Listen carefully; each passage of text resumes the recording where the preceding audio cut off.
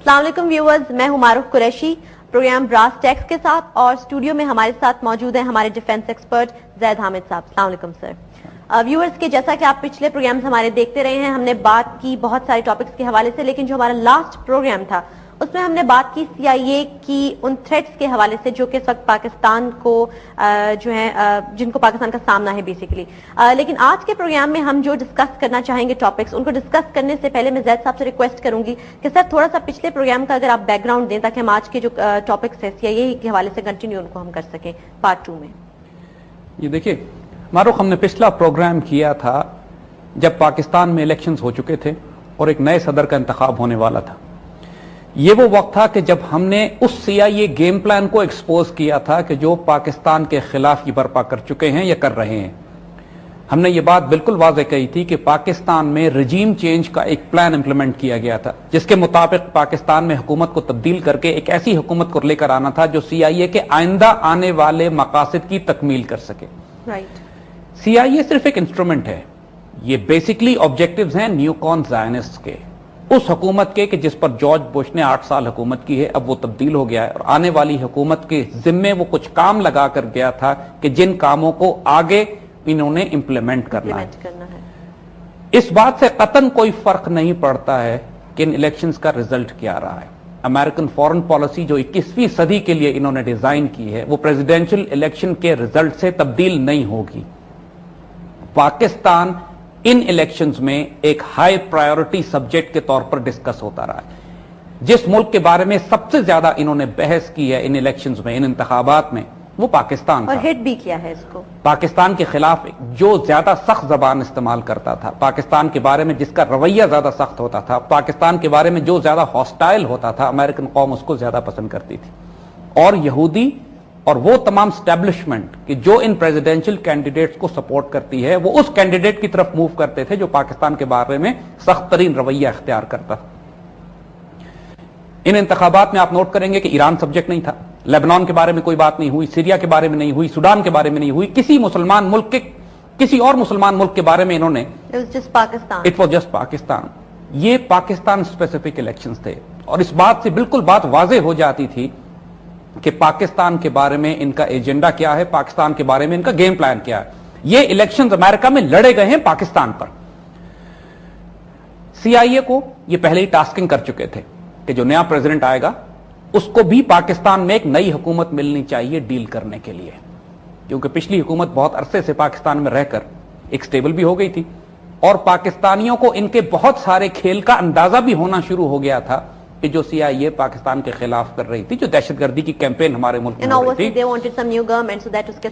ان کو پاکستان میں ایک نئی حکومت چاہیے تھی، ایک سویلین حکومت چاہیے تھی، ایک کنفیوز اور کرپٹ حکومت چاہیے تھی، ایک ایسی حکومت چاہیے تھی کہ جو CIA اسپانسرڈ ڈیموکریسی کے ذریعے پاکستان میں ایک سافٹ ریولوشن کے ذریعے ایک ایسی حکومت برپا کر دی جائے کہ جو آنے والے امریکن پریزیڈنٹ کے ان تمام ایجنڈے پر عمل کرے کہ جو یہ اب کرنا چاہتے ہیں.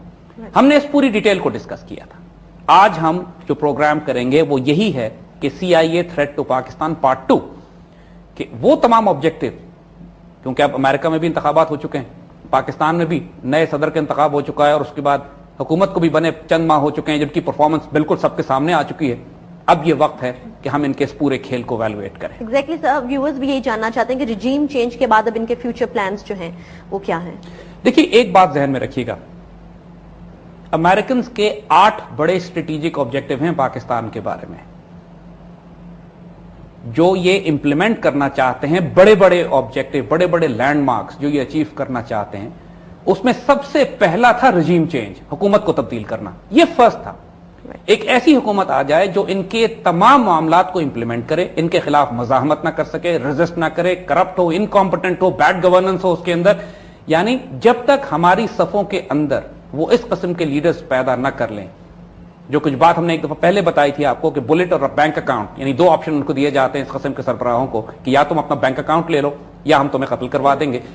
یہ ایگزیکٹلی وہی سناریو ہے کہ جو ایک بلٹ اکنامک ہٹ مین میں جان پرکنز کی نے جو اپنی کنفیشنز آف این اکنامک ہٹ مین میں جو ہم نے اکنامک ٹیررزم کی پوری سیریز میں وہ طریقہ کار ڈسکس کیا تھا کہ کس طرح یہ حکومتوں کو خریدتے، بیچتے، بلیک میل کرتے ہیں، ڈراتے ہیں یا اپنی جیب میں ڈالتے ہیں اور اس کے ذریعے اس پورے ملک کو ہڑپ کرتے ہیں. एग्जैक्टली वही प्रोसीजर पाकिस्तान में सिलेक्शन के जरिए इन्होंने इंप्लीमेंट किया। वो हुकूमत तो आ गई, इससे ज्यादा करप्ट इनकॉम्पिटेंट गवर्नमेंट हुकूमत पाकिस्तान की तारीख में आज से पहले कभी नहीं आई है। और सर अभी जो इन्होंने रिसेंटली अपनी कैबिनेट जो एक्सटेंड की है, और मोस्टली वो बंदे इन्होंने उठा के कैबिनेट के अंदर लगाए हैं जिनके ऊपर ऑलरेडी गबन या इस किस्म के इल्जाम। देखिए, बुनियादी तौर पर इनकी परफॉर्मेंस अब कई 6 महीने पुरानी तो हो चुके हैं ये लोग, उससे कहीं ज्यादा ये लोग, इन लोगों की परफॉर्मेंस क्या है? Absolute zero. किसी हवाले से, गवर्नेंस के हवाले से, मुल्क में सोशल क्राइसिस है, political crisis, power crisis, leadership crisis, law and order का क्राइसिस है। यानी एक ऐसी हुकूमत, एक मिनिस्टर के पास 6-6, 5-5 हुकूमतें, वजारतें थी। अभी इन्होंने 50-60 मिनिस्टर्स ऐड कर लिए। एक गरीब मुल्क जो कि डिफॉल्ट करने की हद पे पहुंचा हुआ है, खाने के लिए नहीं है लोगों के पास, उसमें करोड़हार रुपए के मिनिस्टर, 55 करोड़ रुपए का एस्टिमेट दे रहे हैं सिर्फ इन मिनिस्टर्स की इजाफी तनख्वाहों पर और उनकी मराहत पे खर्च किया जाएगा। ये हुकूमत, ये चाहते थे CIA अमेरिकन की, इस किस्म की हुकूमत यहां पे हो। अगला स्टेप क्या था इनका? देखिए, जब इस किस्म की हुकूमत आती है तो IMF का वो गेम प्लान इंप्लीमेंट होना शुरू हो जाता है जो वो किसी भी मुल्क पर कब्जा करने से पहले उसकी इकोनॉमी को कोलैप्स करके अपने कब्जे में करने की बात करते हैं। ये पूरा प्लान हम इकोनॉमिक टेररिज्म में डिस्कस कर चुके हैं।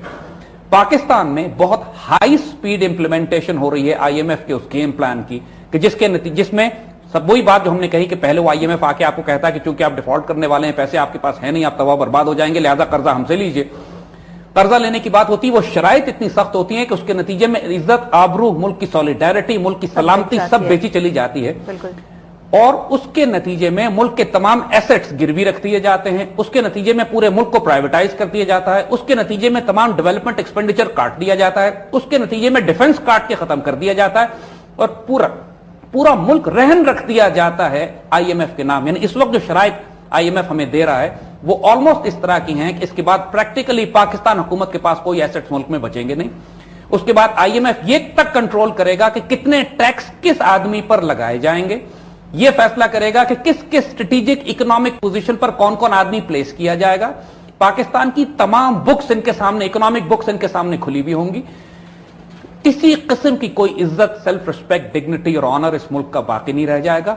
इतने भारी सूद पर कर्जा लिया जाएगा कि जिसकी, और वो जो कर्ज लिया जा रहा है IMF से, वो सारा भी सूद की अदायगी में वापस किया जाएगा, यानी सिर्फ सूद की अदायगी के लिए। और हाल ये है कि हुकूमत के अपने सरबराह वक्त से लेकर, बादशाह सलामत से लेकर उनके तमाम वुज़रा और आसपास के लोगों के कम से कम 30-40 अरब डॉलर मुल्क से बाहर रखे हुए हैं, और ये अपने पैसे मुल्क में नहीं लाना चाहते हैं। इनके बच्चे भी मुल्क से बाहर पढ़ते हैं, इनकी दौलत भी मुल्क से बाहर है, और मुल्क में सिर्फ ये लूटने के लिए आते हैं। all safe and sound already in यहाँ पर। और इस किस्म के हुक्मरानों को IMF मुसल्लत करती है, इनके जरिए उस डॉटेड लाइन पे ये साइन करवाएंगे जो शराइत हैं। ये एक बहुत बड़ा ऑब्जेक्टिव था IMF का और CIA का, इस पूरे गेम प्लान को हुकूमत को तब्दील करके इस गेम प्लान को हाई स्पीड इंप्लीमेंट करने का।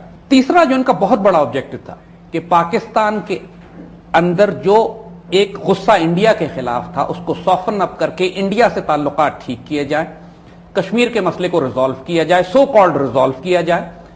और इस बात के बावजूद कि इंडिया हमारा पानी भी बंद कर रहा है, हमारी खुराक भी तबाह बर्बाद कर रहा है, पूरे ट्राइबल एरियाज में बगावतें बर्पा करवा रहा है, पूरे मुल्क में दहशतगर्दी भी है, कश्मीर में एक आग लगी हुई है, उसके बावजूद हमारे हुक्मरान ये कहते हैं कि इंडिया से हमें कोई खतरा नहीं है और हमारा असल खतरा हमको मौलवियों से है या मिलिटेंट्स के साथ है। तीसरा ये बहुत बड़ा एलिमेंट था इनका कि ऑब्जेक्टिव जो मर्ज कर रहे हैं, एक एक करके पहले हम ऑब्जेक्टिव डिफाइन कर लें कि जो इस हुकूमत से करवाने हैं इन्होंने। India was one. उसके बाद एक बहुत बड़ा ऑब्जेक्टिव इनका इस करप्ट हुकूमत को बीच में लाने का वो ये था कि इसके नतीजे में सूबाइयत मुल्क में फैलती है और वो तमाम सेक्टेरियन ग्रुप्स जो होते हैं और इथनिक ग्रुप्स, जो कि पश्तूनिस्तान बनाने की बात कर रहा है, कोई बलूचिस्तान आजाद करने की बात कर रहा है, कोई सिंध में अलग रियासतें बनाने की बात कर रहा है, वो तमाम ग्रुप्स को तक़वियत मिलती है, ताकत दी जाती है। वो तमाम ग्रुप इस वक्त हुकूमत में भी शामिल हैं, वो तमाम ग्रुप इस वक्त अमेरिका के एसेट्स और एलाइज भी समझे जा रहे हैं, और इस वक्त बराह रास्त एक हाई स्पीड इंप्लीमेंटेशन की जा रही है इस प्लान पर कि पाकिस्तान को आने वाले वक्तों में सूबों की सतह पर तोड़ दिया जाए। और जैसा हम यहीं से अपनी डिस्कशन जो है कंटिन्यू करेंगे, बाकी भी हम जानने की कोशिश करेंगे कि जैसा कि ज़ैद साहब ने बताया कि 8 ऐसे ऑब्जेक्टिव्स हैं जिनकी CIA जो है उस वक्त इंप्लीमेंटेशन चाहते हैं। कंटिन्यू यहीं से करेंगे, वक्त हुआ चाहता है एक छोटी सी ब्रेक का। ब्रेक के बाद दोबारा हाजिर होते हैं।